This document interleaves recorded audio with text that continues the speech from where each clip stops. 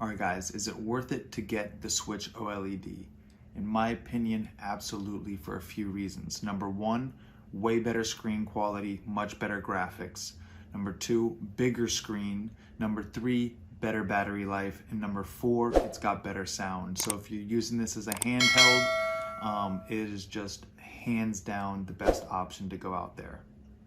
As you can see here, the graphics are just so good. Nice big screen. You go into Zelda, which is by far the best game. And yeah, it's just incredible graphics. It is really immersive and the sound quality is good. And there's a couple other really cool features on this.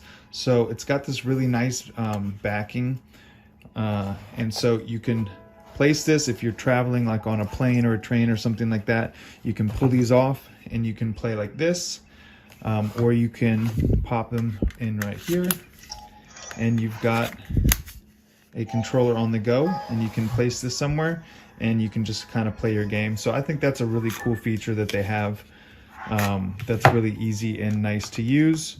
So those just go back on here depending how you would like to play it. So there's three main playing options. It's the handheld, and you can do the controller, and then you can put this right into here and dock it straight to your TV, which is really nice.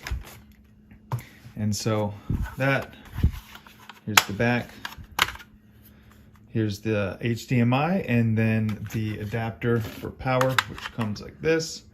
And so really nice little system, easy to use, and it's got some of the best games. It's got the Zeldas, the Marios, Metroid Prime. There's just so many incredible games that Nintendo has, and I love how nice it is handheld, and the battery life lasts from 4.5 hours to 9 hours, depending how you're playing it, what the brightness is at. And yeah, it's just an incredible system. And the screen quality is just so good how they have it. It's superb. All right, guys, I really appreciate you watching. I hope this review helped.